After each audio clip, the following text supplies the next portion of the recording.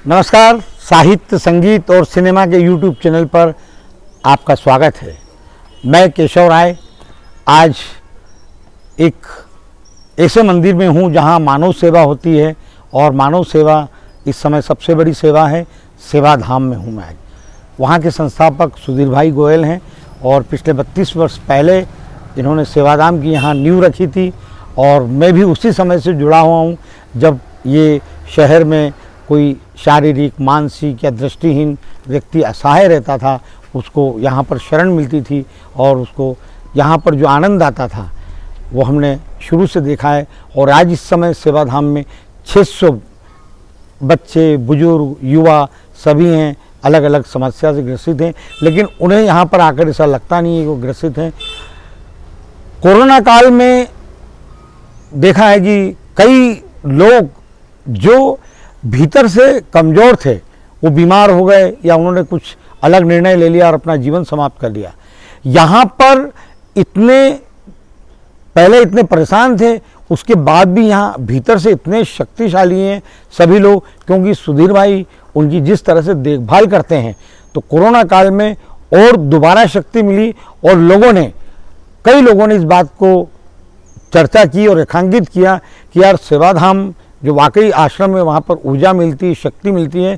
तो आज हम सेवाधाम में आए हैं कि आखिर ऐसी जो सकारात्मक शक्ति का जो मंदिर है, तो आज हमने कहा उनसे बात करें। तो नमस्कार सर। नमस्कार केशव जी। जी, आपने बिल्कुल ठीक कहा। आप 32 वर्ष से इस आश्रम से जुड़े हैं। जी, जब ये उबड़ खाबड़, बंजर, बिजली नहीं, पानी नहीं, रास्ता नहीं, जंगली जानवरों का विचरण था, झोपड़ियाँ कच्ची बनी हुई थी, तब से आप इसको देख रहे हैं। जी, मैं ये था सर, अभी जो कोरोना काल में मैंने देखा है परिवार में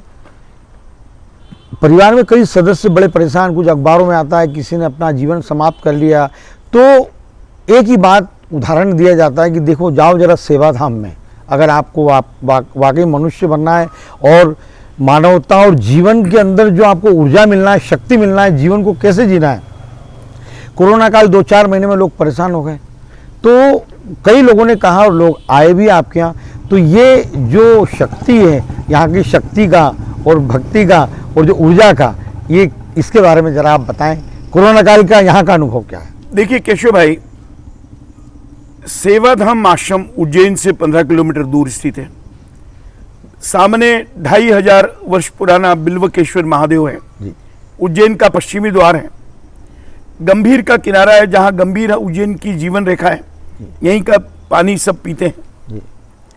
तो ये हम एक ऐसे निर्जन स्थान पर, जहां साक्षात प्रभु का विचरण है, प्रभु रहते हैं, और हमारे परम आराध्य गुरुदेव भगवान रणछोड़दास जी महाराज का यहाँ खूब आशीर्वाद है। आचार्य श्रीमद रत्न सुंदर सुरेश्वर जी महाराज का खूब आशीर्वाद है, और संतों के आशीर्वाद, परोपकारी संतों के आशीर्वाद से हमें इस कोरोना काल में तनिक भी भयभीत होने नहीं दिया। हमने अपनी सावधानी रखी। 650 लोगों का परिवार है, उसमें से 400 से अधिक मानसिक विक्षिप्त है।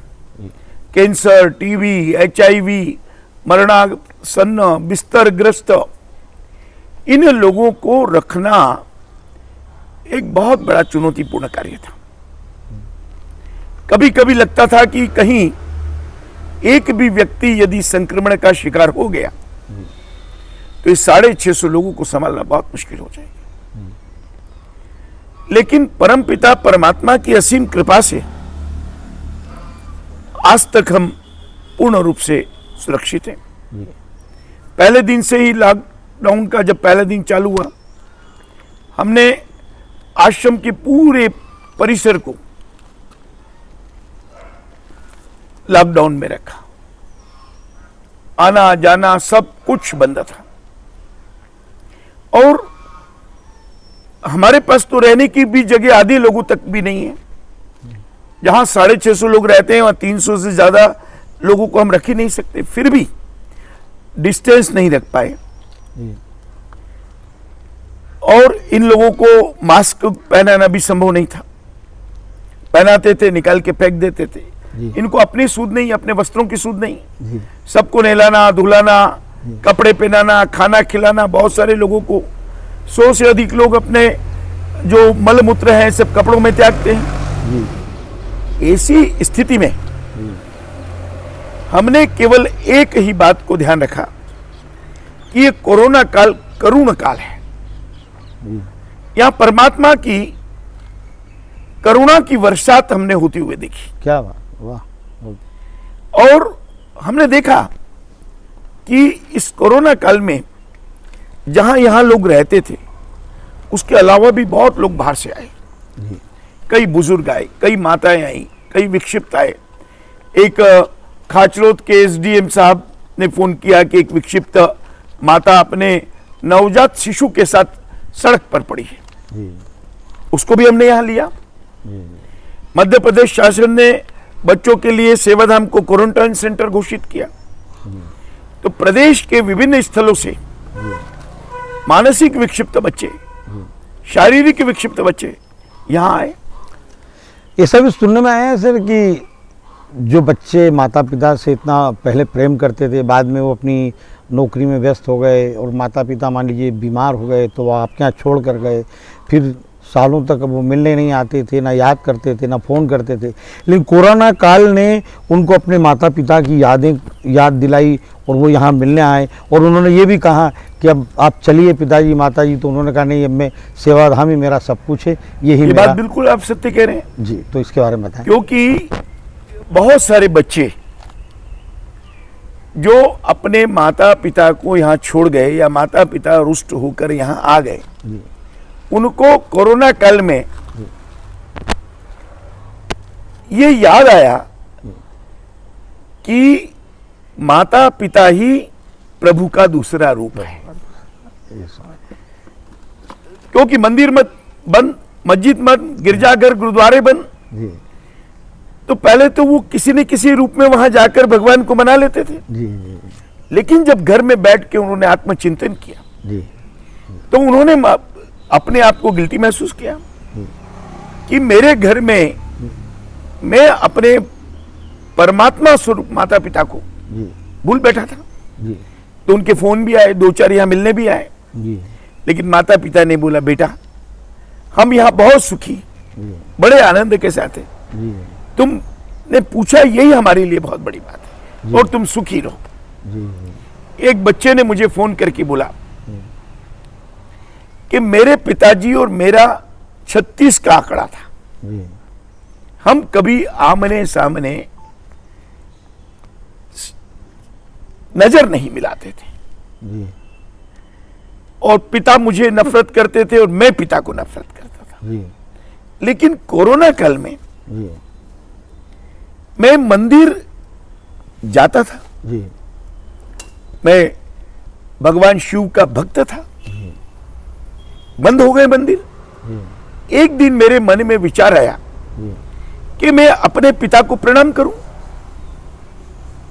क्योंकि इसमें कोई शक नहीं कि माता पिता ही भगवान का दूसरा रूप होते हैं। जी तो मैंने बोला चलो भाई मंदिर बंद है तो क्या हुआ, जी पिताजी घर में है, माँ मेरी गुजर गई थी। जी तो पिताजी ने मुंह फेर लिया। कई दिन हो गए पिता ने कोई बात नहीं की।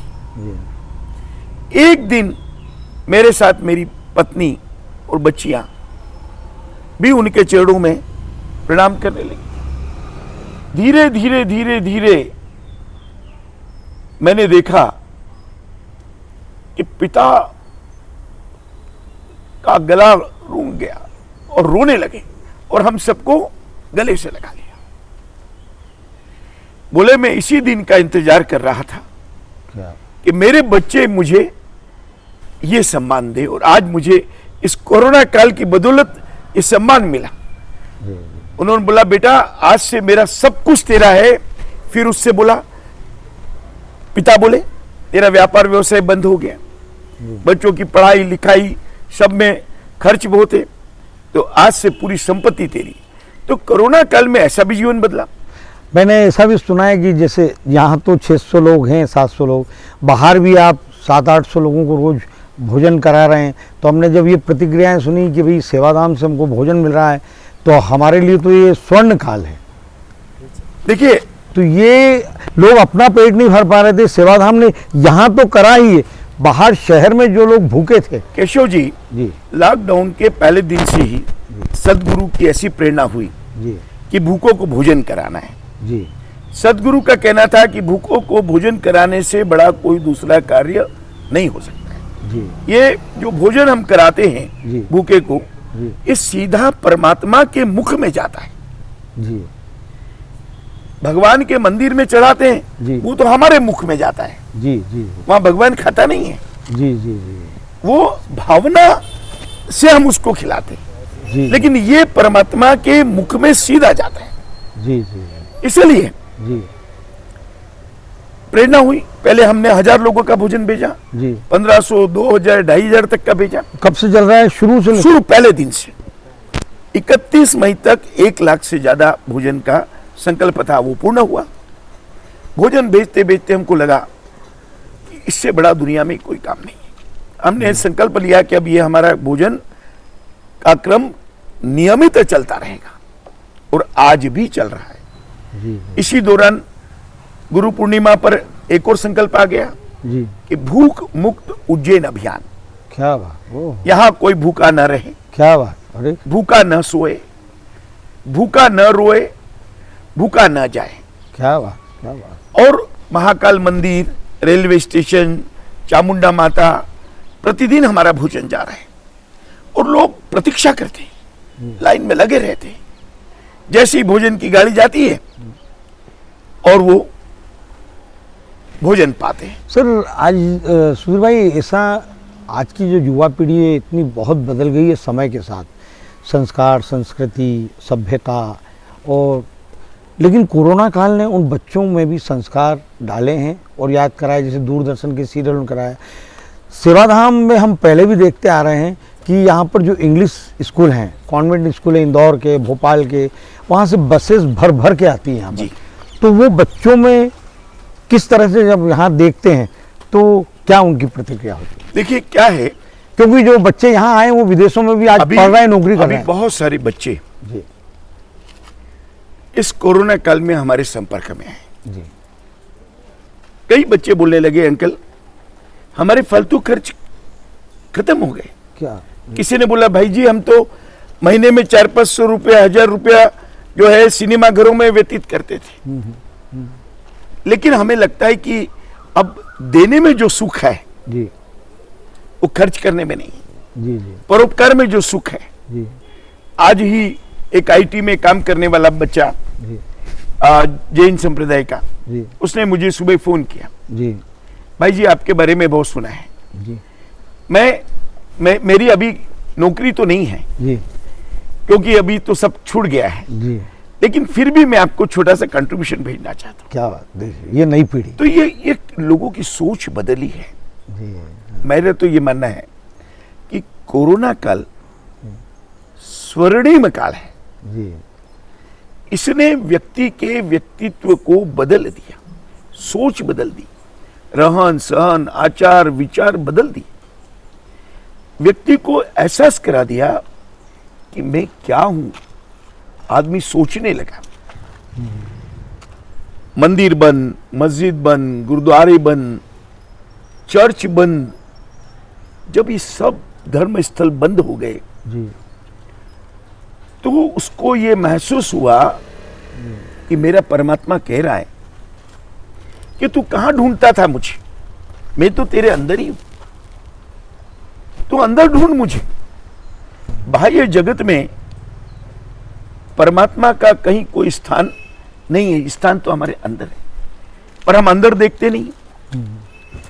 इसी प्रकार से हमारे सदगुरु बोलते हैं जी कि हम हमेशा जी पर दोष दर्शन करते हैं, स्वदोष नहीं देखते। और जिस रोज व्यक्ति स्वदोष दर्शन करने लगेगा उसे जो सुख और आनंद की प्राप्ति होगी, जीवन परिवर्तन की अनुभूति होगी, उसकी कोई तुलना नहीं हो सकती। तो कोरोना काल ने व्यक्ति को स्वदोष दर्शन करना सिखाया, अपने आप को जानने का अवसर दिया। मैं क्या हूं? अभी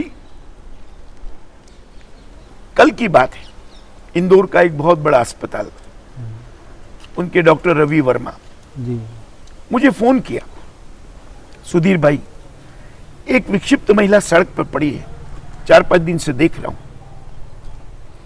इंदौर में कोई संस्था लेने को तैयार नहीं, क्या मैं आपके यहां भेज सकता हूं? एक डॉक्टर जिसका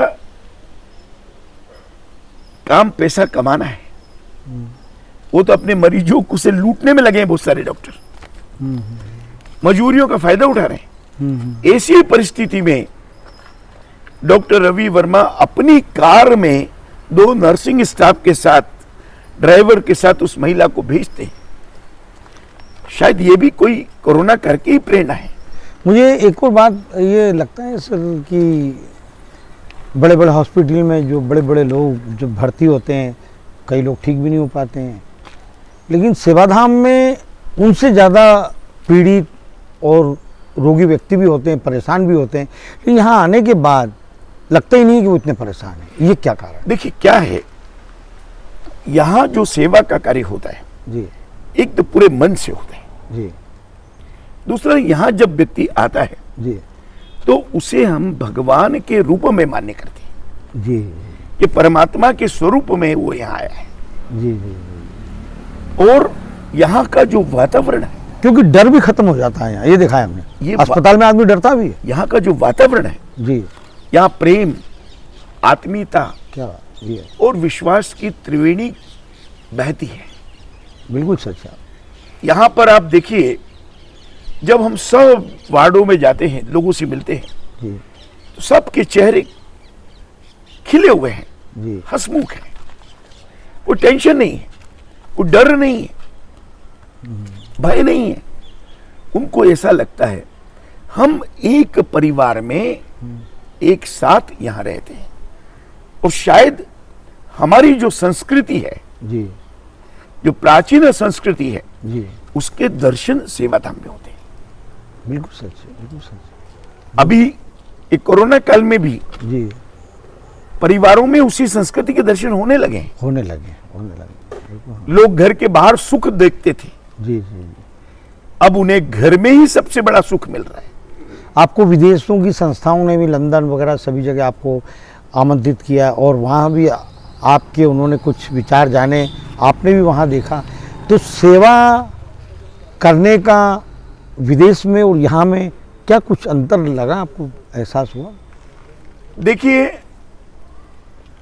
जो हमारे यहाँ भारत में सेवा होती है जी, उसमें आत्मीयता होती है। क्या बहुत वो आत्मीयता विदेशों में देखने को नहीं मिलती है। अच्छा जी वहां व्यक्ति एकांकी जीवन जीने के लिए मजबूर होता है, यहां परिस्थितिवश जीता है। अच्छा ओहो वहां तो जीना ही है उसको, जी जी क्योंकि आपाधापी के युग में और उनकी अनेक अनेक परिस्थिति और अपने पूरे जो वातावरण है उसमें वो साथ में रख ही नहीं पाते। यहां तो जब बहुत मजबूर होता है जी तभी उसे बाहर करना पड़ता है, जी जी अन्यथा तो कोई नहीं जाएगा। जी जी और जो आत्मीय भाव, जी कुछ भी हो जाए, जी पर एक आत्मीय रिश्ता, जी जो मन का रिश्ता है, जी। वो हमारे भारत में है। और ये भी सुनने में आता है सर, जैसे कई तरह के आंदोलन होते हैं, है ना, और उस समय कहीं विवेकानंद जी की भी बात आती है कि कई बार उन्होंने ऐसे ऐसे समस्याएं आई और उन्होंने खुलकर जब आए और मदद की लोगों की, तो आपका भी नाम इस तरह से लिया जाता है कि आज जो मानव सेवा आप कर रहे हैं, तो आपके प्रेरणा स्रोत कौन रहे हैं इसके लिए? देखिए, स्वामी विवेकानंद जी, जी महात्मा गांधी, जी ये मेरे प्रेरणा पुरुष हैं। माता पिता, हमारे परिवार के स्वतंत्रता आंदोलन के योगदानी बहुत सारे लोग हैं, वो प्रेरणा स्रोत रहे हैं। और सबसे बड़ी चीज, हमने महापुरुषों के जीवन को पढ़ा है। और उसमें जो अच्छाई है उसको ग्रहण किया। अब भगवान महावीर स्वामी ने एक ही शब्द में संपूर्ण सेवा को रेखांकित किया कि जिसने दुखियों को जाना उसने मुझे पहचाना। अब हम कितने ही ग्रंथ पढ़ लें, कुछ भी कर लें, और दुखियों को जाने ही नहीं, पहचाने ही नहीं, रोज मंदिर जाए उससे कुछ मतलब नहीं है। अभी ये भी बात सुनने में आई कई लोगों से, क्योंकि कोरोना काल के पहले बच्चे माता पिता के साथ ना सोते थे, अपने अपने रूम में रहते थे, अलग अलग रहते थे, लेकिन अभी ऐसा युग बना कि साथ में रहे, तो रात में जैसे माता को तकलीफ हुई, पिता को तकलीफ हुई, परेशान हो, बीमार है, 80-90 साल के हैं, तो उनको ये एहसास हुआ कि यार हम बचपन में थे तो माता पिता ने अपनी पलंग पे सुलाया, ये वो, और आज अगर ये बुजुर्ग हैं तो हमको भी इनकी सेवा करना चाहिए। और फिर कभी कभी आए दिन ये होने लगा कि उनको बच्चों को नींद नहीं आ रही है, माता पिता रात में परेशान हो रहे हैं, खांस रहे हैं या जो भी कर रहे हैं, फिर वो सेवाधाम का उदाहरण देते हैं। तो ये आप 600 लोगों की सेवा में जो मानसिक शारीरिक दृष्टि, उसके बाद भी आप भगवान की कृपा से इतने स्वस्थ, आपकी वाणी में एकदम ताजगी जोश रहता है, शरीर एकदम, तो ये इतनी शक्ति भी आपको इन्हीं से मिलती। देखिए, हमें जो शक्ति मिलती है, क्या ये जुनून है, क्या है, इसको क्या नाम एक तो जब व्यक्ति सत्य मार्ग पर कर्तव्य परायणता के साथ आगे बढ़ता है और सेवा करता है, तो उसका मनोबल जो है वो मजबूत हो जाता है। और जब जीवन में सत्य के दर्शन होते हैं तो जीवन बहुत सुदृढ़ हो जाता है, ताकत बढ़ जाती है। जी। फिर जब किसी दुखी के चेहरे को हम देखते हैं जी और उसमें प्रसन्नता के भाव जब परिलक्षित होते हैं सेवा से, जी तो हमें लगता है कि हमारा भगवान प्रसन्न है। जी। तो भगवान को यहां हम प्रत्यक्ष देखते हैं, क्या उसकी सन्निधि में रहते हैं, क्या बात, बहुत निरंतर परमात्मा की सन्निधि जी। का अनुभव सेवाधाम में होता है। तो धन्यवाद सुधीर भाई, बहुत आनंद आपको आया हमको। धन्यवाद। तो आपने देखा सुधीर भाई ने जो बताया कि इंसान को खुद से पहचानने की, स्वयं की जो शक्ति उसके भीतर है वो जागृत हुई है कोरोना काल में। ये बहुत बड़ी प्रेरणा मिली है लोगों को, और सेवाधाम तो शक्ति वाला ही है कि भीतर से शक्ति देता है सेवाधाम। नमस्कार।